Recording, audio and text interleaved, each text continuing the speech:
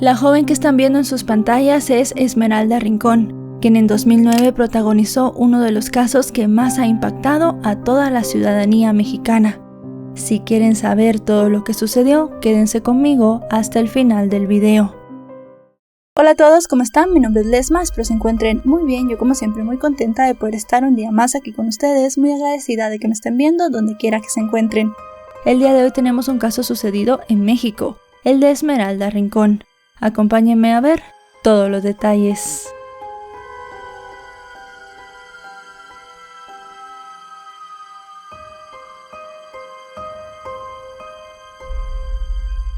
Antes de iniciar este video quería comentarles que mi libro En el laberinto de sombra ya está disponible para ser comprado en la plataforma de Amazon. Cuenta con dos versiones, la tapa blanda y también el ebook para que escojan la que más les guste. Esmeralda Castillo Rincón nació el 28 de enero de 1995 en Ciudad Juárez, Chihuahua, México. Fue la tercera y última hija del matrimonio conformado por Marta Alicia Rincón y José Luis Castillo Carrión. Esmeralda fue criada en una familia amorosa. Eso sí, la familia tenía varios problemas económicos. Había muchas carencias materiales en el hogar, pero los padres realmente trabajaron mucho para darle todo a sus hijos. Esmeralda era conocida como una chica muy inteligente y se ganó una beca para cursar sus estudios en primaria. Una vez en la secundaria también destacó por sus calificaciones y por la manera que tenía de ayudar a las demás personas. En la familia premiaban mucho el esfuerzo, el trabajo y el estudio, por lo cual los padres de Esmeralda estaban muy orgullosos de ella. Eso sí, para poder pagar las cuentas, ellos trabajaban muchísimo. El padre de Esmeralda trabajaba para el municipio y pintaba las calles, mientras que su madre se sabe que en algunas ocasiones tuvo hasta 3 trabajos diferentes al mismo tiempo. Por su parte, Esmeralda era una jovencita como cualquier otra de su edad. Le gustaba mucho ver la televisión, pasar tiempo con sus amigas y fantaseaba con tener una gran fiesta de 15 años. Así las cosas, el sábado 16 de mayo de 2009, José, el padre de Esmeralda, comenzó a sentirse mal de salud. Él en ese momento reflexionó mucho en si decirle o no a su esposa, ya que él sabía que si le comentaba que se sentía mal, la mujer querría quedarse en casa, y ese día tenía que salir a hacer un trabajo que le tomaría 3 días. Y que evidentemente también le llevaría un buen sustento económico a la familia, por lo cual José decidió aguantarse y estar solo en la casa mientras su esposa trabajaba y sus hijos realizaban todas sus actividades. Mientras pasaba el fin de semana, José no mostró ninguna mejoría, por lo que Esmeralda comenzó a cuidar a su padre para que éste se sintiera mejor. Llegado el día lunes, el hombre seguía sin sentirse bien, por lo cual Esmeralda decidió faltar a clases. Esto para quedarse al cuidado por completo de su padre. Ya al día siguiente, el día martes, el hombre comenzó a sentirse un poco mejor y le ordenó a Esmeralda que fuera a clases. A ellos no les gustaba que su hija faltara a las clases, porque obviamente se iba a perder de mucho contenido. También querían que ella tuviera responsabilidad, y como era una alumna tan buena, pensaban que cada día que faltaba era un desperdicio.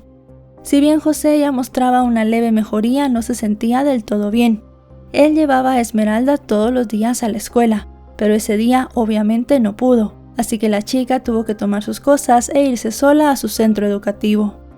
Esmeralda había recorrido ese camino decenas de veces. Tenía que tomar primero un transporte público cerca de su casa y hacer una parada, para luego tomar el segundo transporte, que era el que la dejaba frente a la escuela. Pero ese día ella no llegó a la escuela. Las horas fueron pasando y su padre se dio cuenta que ella no regresaba de las clases, por lo cual decidió llamar al lugar. Allí le dijeron que Esmeralda no había asistido, y en ese momento José sintió como todo su mundo se derrumbaba. Unas horas después regresó a casa a su esposa y él le contó todo lo que había sucedido. Lo que hicieron ellos fue ir rápidamente con las autoridades para poner una denuncia de desaparición, lo que haría cualquier padre en esa situación. Pero lejos de obtener ayuda de las autoridades, solamente obtuvieron excusas. Ya luego de insistir un poco, decidieron que sí iban a poner la denuncia por desaparición de Esmeralda, y les dieron a ellos una ficha. Esta ficha no fue pegada en ninguna parte por las autoridades, ni tampoco pusieron elementos a disposición de la familia para realizar una búsqueda o iniciar con algún tipo de investigación. Parecía que las autoridades solo habían emitido la ficha para que la familia se fuera y ya no estuvieran pidiendo esto. Según dijeron las autoridades, a ellos también les parecía raro que Esmeralda hubiese desaparecido justo en ese momento. En Ciudad Juárez en esa época se estaban desplegando muchos dispositivos militares y de policía, porque el gobierno de México en esa época estaba tratando de luchar contra el narcotráfico. Eso sí, como es bien sabido y como muchos de ustedes ya escucharían, Ciudad Juárez es uno de los sitios más inseguros para ser mujer en el mundo, por lo cual no era de extrañarse que Esmeralda desapareciera. Es más, se había convertido en una estadística más de la larga lista de mujeres que nunca volvieron a su casa. Una vez los padres de Esmeralda pudieron corroborar en la ficha todos los datos de su hija, les pidieron a las autoridades la cantidad suficiente de copias para poder pegarlas en las calles, pero a ellos únicamente les entregaron un par de hojas más, diciéndoles que debían ocuparse ellos mismos de sacar sus propias copias. Y no solo eso, sino que no se puso en marcha ningún operativo de búsqueda. Ni un solo agente salió a las calles para buscar a Esmeralda. Ni una sola persona de la fiscalía fue a la calle a buscar testigos que pudieran decirles qué había pasado con Esmeralda. Evidentemente, para este punto la familia ya se sentía completamente desprotegida. Pero la falta de interés en las autoridades no impidió que los padres de Esmeralda estuvieran dispuestos a encontrar a su hija como diera lugar. Así que ambos asumieron la tarea de recorrer largos trayectos y caminos para comenzar a preguntar si alguien había visto a la chica y también para entregar la ficha de búsqueda. Pronto se les unieron conocidos, familiares y amigos. Entre todos tomaron el caso en sus manos. Esto incluyó largos y agotadores recorridos por todo Ciudad Juárez. También repartieron volantes y pegaron carteles en todos los lugares públicos. Sin embargo, rápidamente las horas se transformaron en días, y esos días se transformaron en semanas, y nadie parecía tener una sola pista de Esmeralda. Sus seres queridos estaban sumidos en la más absoluta angustia. La madre de la joven dijo que se mantuvo de pie durante todo ese tiempo porque tenía a sus otros hijos, y también tenía que luchar por ellos. Eso sí, se movía y hablaba como una persona muerta en vida. Apenas comía, y por la noche eran tantas las preguntas y los miedos que rodaban su cabeza que apenas podía conciliar el sueño. La situación no era muy diferente para José, pero a pesar de ello ninguno de los dos estuvo dispuesto a ceder hasta tener a su hija en sus brazos sana y salva, sobre todo porque a esa altura ya comenzaban a sentirse demasiado desamparados por parte de las autoridades. Con este ambiente de angustia e incertidumbre, los padres de la joven comenzaron a recibir informaciones anónimas. Una de estas pistas les heló la sangre. Se trató de una llamada en la que una persona que no se identificó les dijo que su hija había sido llevada para una red de trata. Mientras tanto, justo cuando ellos menos esperaban algún aporte por parte de las fuerzas de la ley, les llamaron diciéndoles que había surgido una pequeña pista.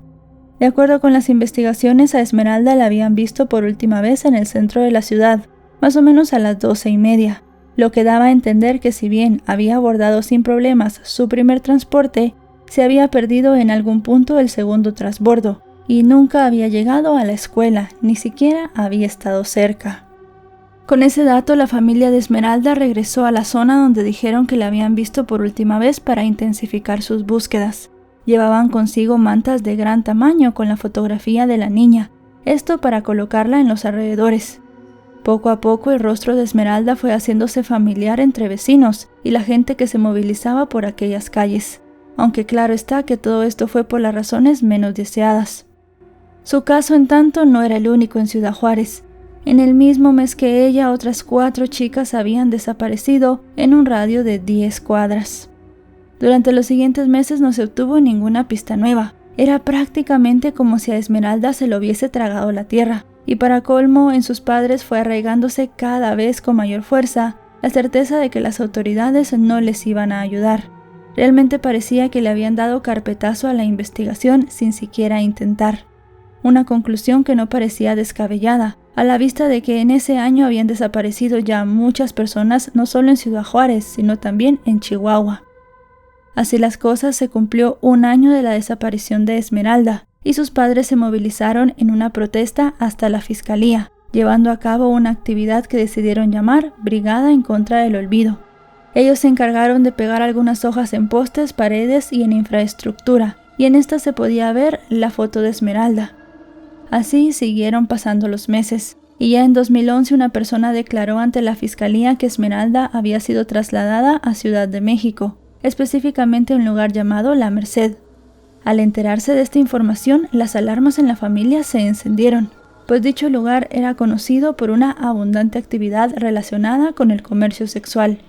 Como resultado, los padres de la joven pidieron a las autoridades poderse trasladar a la Ciudad de México, con el fin de poder investigar y rastrear la información.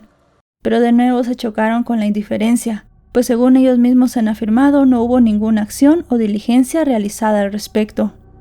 De ahí en más, los desesperados padres de Esmeralda empezaron a organizar una agenda de trabajo, que incluyó denunciar la desaparición de su hija en todos los medios nacionales. La idea era que el caso saliera de Ciudad Juárez y trascendiera en todo el país, y si era posible también en otros países más. Ellos querían tener a Esmeralda, querían saber qué le había sucedido a su hija. Así, hacia finales del año 2011, José y Marta denunciaron lo que consideraban claras irregularidades en el caso de Esmeralda por parte de las autoridades, desde el hecho de que no se había activado el protocolo ALBA, pasando por un lento actuar del Ministerio Público, hasta las imprecisiones de la Fiscalía en los expedientes. El tiempo consumido en la búsqueda de Esmeralda terminó por costarle a José su empleo.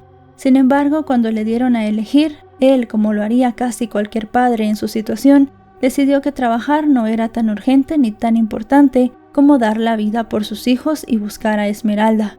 De tal modo, entre él y su esposa se las arreglaron para sobrevivir gracias a una venta de hamburguesas. Así, instalaron un puesto donde vendían, además de las hamburguesas, refrescos y paletas. Esto en un espacio público muy importante de Chihuahua, la Plaza de Armas. Casi en paralelo a todo este proceso se sumó además un diagnóstico médico que nadie esperaba. Todo ocurrió cuando José fue diagnosticado con cáncer, lo que no lo detuvo en su incansable batalla para dar con el paradero de su hija. Fue así que, pese a su delicado estado de salud, en 2012 viajó con su esposa a Ciudad de México. Para financiar el viaje y la investigación, siguieron con la venta de comida. El matrimonio recorrió las zonas referidas por el último informante. Además, las autoridades de Chihuahua por esa misma época aseguraban que Esmeralda estaba viva y que estaba conviviendo con una persona, pero sus padres pensaban que esta era una hipótesis falsa, ya que no había ninguna evidencia de que esto pudiera estar pasando. Ellos pensaban que simplemente la Fiscalía de Chihuahua estaba tratando de esquivar la investigación. A pesar de todas las limitaciones que los padres de Esmeralda estaban viviendo, principalmente de alimentos, José no se quejaba nunca. Su alma estaba deshecha, pero se resistía, e incluso trataba de tener siempre un buen humor. La siguiente estrategia que les vino a la mente a los padres fue imprimir el rostro de Esmeralda en unos billetes gigantes, que posteriormente, con la ayuda del resto de su familia y otros voluntarios, distribuyeron para denunciar la desaparición.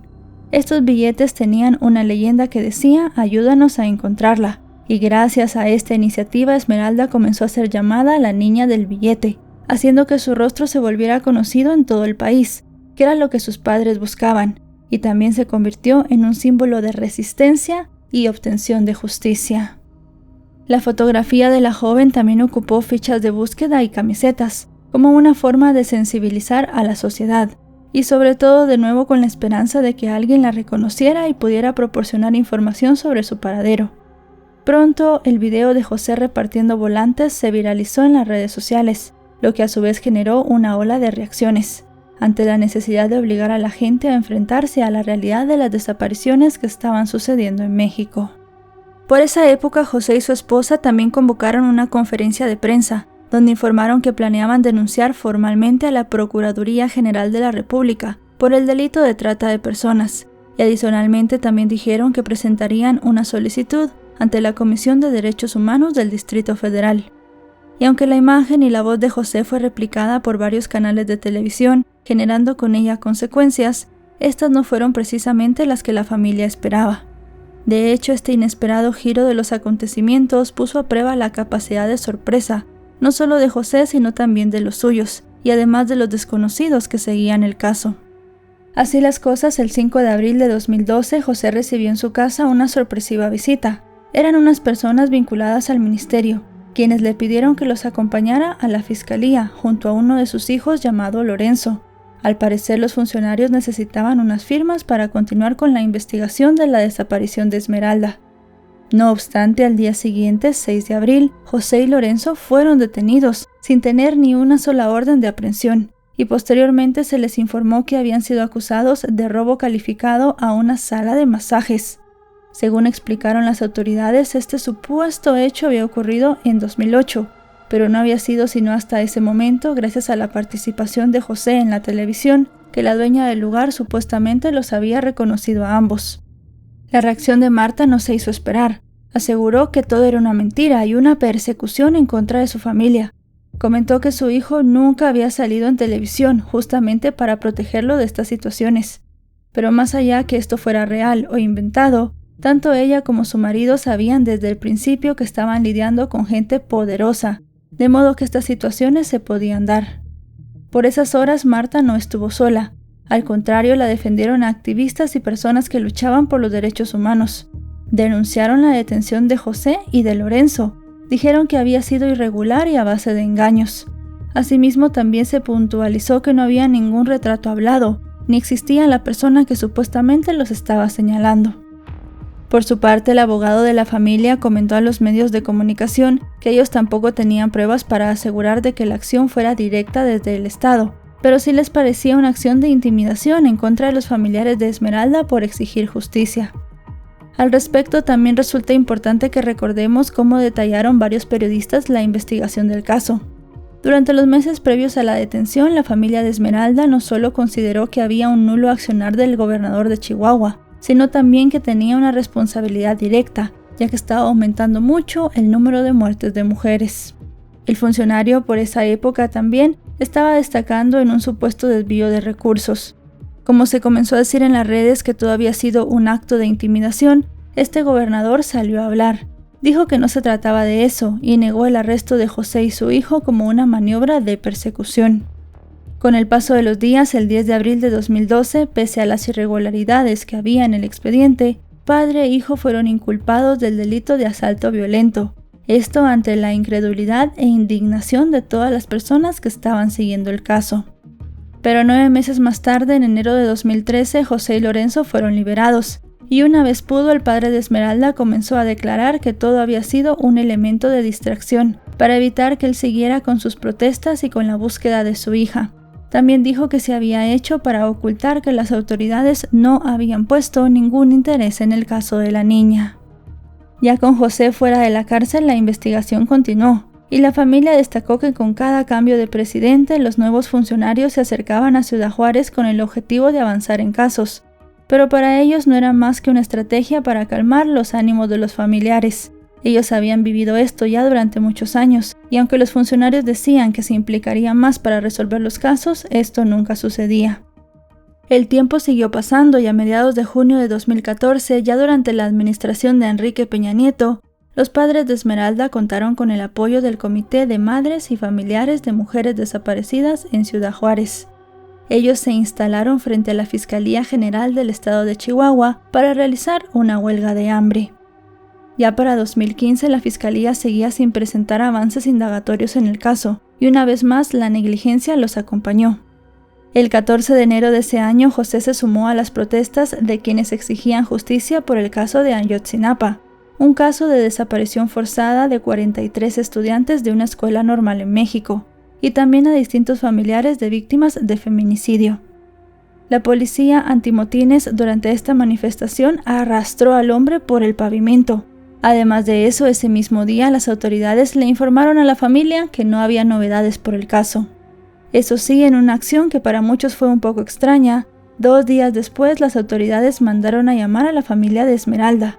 Esto para comentarles que supuestamente se había encontrado un hueso, la tibia del pie izquierdo de Esmeralda.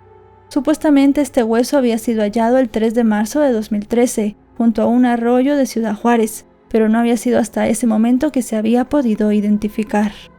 Muy desconfiados por esta noticia, los padres de Esmeralda solicitaron los detalles de los estudios realizados por los peritos y aseguraron que hasta que no tuvieran verdaderas pruebas de que su hija había fallecido, ellos iban a seguir buscándola. En sus palabras, ya no estaban en la etapa de negación, solo creían que la fiscalía estaba en su deber de explicar en qué se basaban para hacer esa afirmación. Las autoridades luego de esto les dijeron que para poder entregarles el resto óseo debían firmar una constancia, en donde para ellos ya constaba que Esmeralda había fallecido.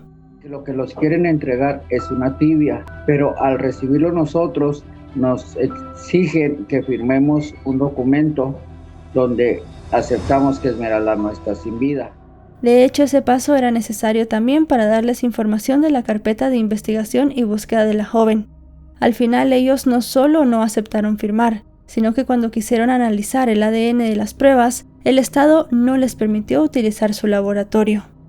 Mientras tanto, cada año José viajó hasta la Ciudad de México para comenzar a participar en las marchas feministas del 8 de marzo. Él se convirtió en una gran figura en las mismas, esto por llevar un cartel de su hija en todo su cuerpo con la frase «No me olviden, falto yo». Además de eso, el hombre también comenzó a lanzar brillantina como una forma de protesta. También a partir del año 2015, la familia tomó por costumbre llevar a cabo una carrera para protestar por la desaparición de Esmeralda. Todas estas iniciativas se sostenían con el inmenso amor de unos padres que no se daban por vencidos y que a fuerza de trabajo duro estaban sacando adelante su puesto de comida, que era lo que los ayudaba a realizar todos estos viajes y a seguir investigando qué le había sucedido a Esmeralda. Después de mucha presión, la familia consiguió que el expediente de Esmeralda volviera al estatus de búsqueda. Sin embargo, tampoco hubo avances en la investigación. Y en el año 2022, cuando solicitaron información sobre Esmeralda, la fiscal especializada en delitos contra la mujer les pidió aceptar que la joven ya estaba sin vida, otra vez sin datos o avances que respaldaran esta información. Dice que no nos puede informar nada, a menos que aceptemos nosotros que Esmeralda está sin vida. Además de exigir una disculpa a la funcionaria, la familia llevó a cabo una protesta en el lugar donde desapareció Esmeralda. La idea era recordarla y al mismo tiempo pedir a la fiscalía que no detuviese la investigación. Como parte de esa iniciativa, colgaron por toda la ciudad pendones donde estaba estampado el rostro de Esmeralda, pero con la apariencia que se estimaba tendría en esa fecha. Ya en diciembre de 2023, 14 años después de la desaparición de Esmeralda, José denunció a distintos medios de comunicación que su hija había sido eliminada de la lista de personas desaparecidas de México, tras un censo que había realizado el gobierno federal. Al no figurar en esta lista, se entendía que las autoridades ya no la estaban buscando. Ahorita Esmeralda Castillo no se encuentra en la lista que tiene el presidente de la República de desaparecidos. En ese momento, José dijo que él todavía cargaba con la culpa de no haber podido acompañar a su hija aquel fatídico día. Él sentía como si el tiempo jamás hubiese pasado y estaba todavía esperando que ella regresara de la escuela. Yo todavía estaba poco malo y yo le dije a mi niña que se viniera a la escuela. Ella me preguntó, ¿y quién me va a ir a dejar? Y yo le dije, no, mija, pues si son las 12 del día, ¿qué le puede pasar? Y ella me insistía que no quería venir a la escuela y ella se vino molesta porque se quería quedar a cuidarme. De acuerdo con lo que narró José en esa época, la Secretaría de Gobernación le explicó que Esmeralda había sido ubicada, pero no localizada. Sin embargo, durante la emergencia sanitaria mundial, en los registros de vacunación sí aparecía el nombre de su hija, algo que le pareció un tanto extraño. Días después, el 31 de enero de 2024, José volvió a conceder una entrevista, ahora para una emisora de radio. En esta compartió que las autoridades competentes nunca le habían dado una explicación de por qué habían excluido a su hija de las búsquedas. Para él esto detallaba una incompetencia e irresponsabilidad de las autoridades y de su metodología establecida. En el espacio de radio, José también dijo que él sentía que se estaba condicionando su derecho al acceso a la justicia. De hecho, a lo largo de todos estos años, como ya podemos intuir, cuando la familia de Esmeralda se ha acercado a las autoridades para preguntar por los avances de la investigación, para preguntar si tienen algo sobre lo que le sucedió a la joven, las respuestas siempre han sido negativas. José comentó también en esta entrevista que no sabe cómo él y su familia han logrado superar todo el calvario durante esos años.